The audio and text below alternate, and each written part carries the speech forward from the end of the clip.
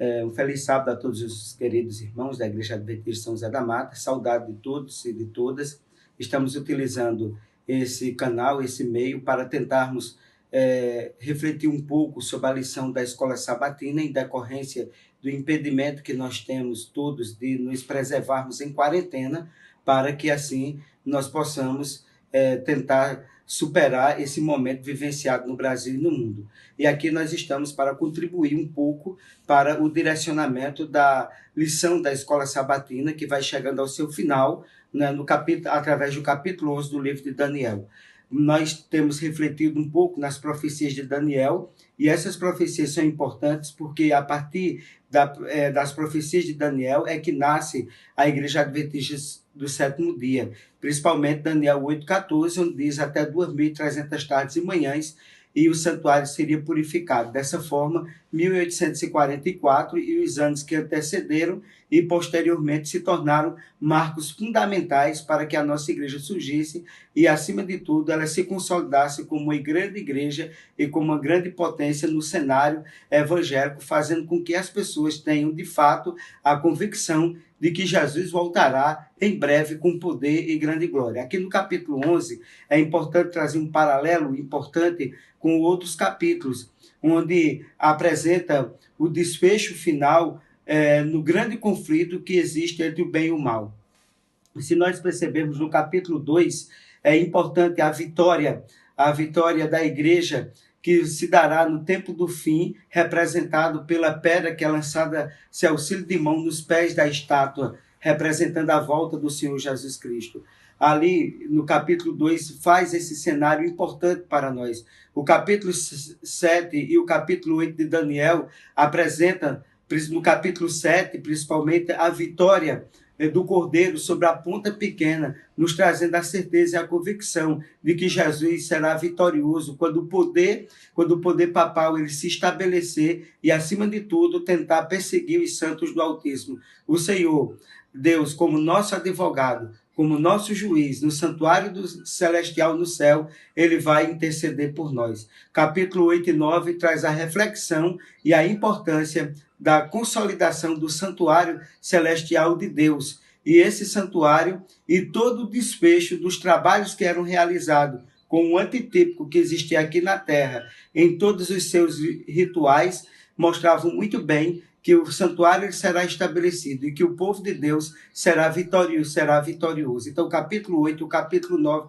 nos traz isso. O capítulo 10 do livro de Daniel trouxe-nos a reflexão de que Daniel, aos 90 anos de idade, esteve efetivamente em meio de um conflito. E nesse conflito, Miguel, representando Jesus, esteve ao lado de Daniel, ali nas margens do rio. E depois o anjo Gabriel se levanta para erguer o profeta. E assim abre o cenário para compreendermos o capítulo 11. Bom, voltando à nossa reflexão, o título da lição dessa semana é Norte e Sul, né, para a Terra Gloriosa. Que coisa maravilhosa, irmão, será no dia que nós estivermos na Terra Gloriosa. Mas antes de chegarmos na Terra Gloriosa, é preciso que nós entendamos a profecia, o contexto.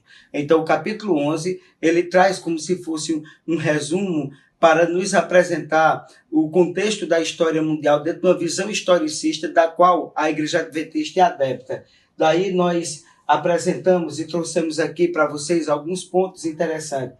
Entre o primeiro ano de Belsazar e o terceiro ano de Ciro, Daniel recebeu 3 grandes visões. E essas visões, conforme nós já passamos, então, exatamente, no capítulo 7, no capítulo 8 e no capítulo 11. Não vamos nos ater às profecias do capítulo 7 e capítulo 8, porque elas já foram estudadas. Mas se nós observarmos, o cenário é o mesmo. O contexto da luta travada ao longo dos anos, os impérios que sucederam um ao outro, que demonstram muito bem o grande conflito. Então, nesse contexto do capítulo 11, primeiro nós temos o reino da Medo-Pérsia, depois nós temos o reino da Grécia. Depois, como o reino da Grécia ele foi dividido, foi com a morte de Alexandre o Grande em 4 reinos, né, a partir dos seus 4 generais, e então tivemos que o Império Grego ele foi enfraquecendo e foi sendo suplantado pelo Império Romano. E no Império Romano nós poderíamos dividir o Império Romano em Império Romano Imperial, o Império Romano Papal, né?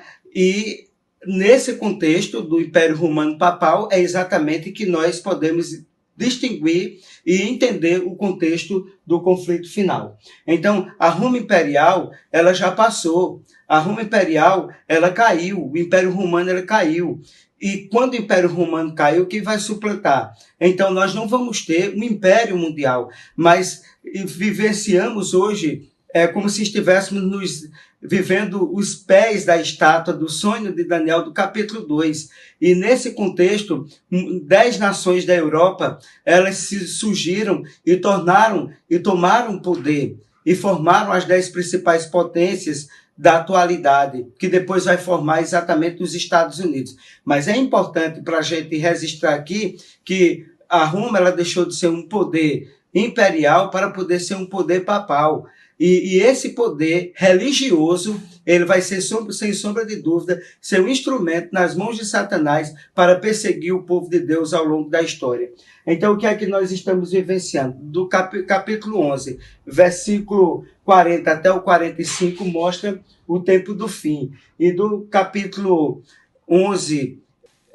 no final do capítulo e o início do capítulo 12 do livro de Daniel, mostra o fim de todas as coisas, o fim do grande conflito e Jesus estabelecendo-se nesse mundo com poder e grande glória para salvar o seu povo e dar fim ao conflito. Então, a sucessiva passagem de reinos desse mundo, envolvendo o grande conflito, mostra muito bem que Cristo ele sempre foi vitorioso. E a vitória de Cristo é a minha vitória. A vitória de Cristo é a minha e a sua vitória. Porque Jesus ele venceu. A sua verdade ela venceu. A sua verdade ela se estabeleceu. E hoje nós somos instrumentos de Deus para sermos usados por Ele, para pregarmos o evangelho do reino, porque nós vivenciamos o tempo do fim.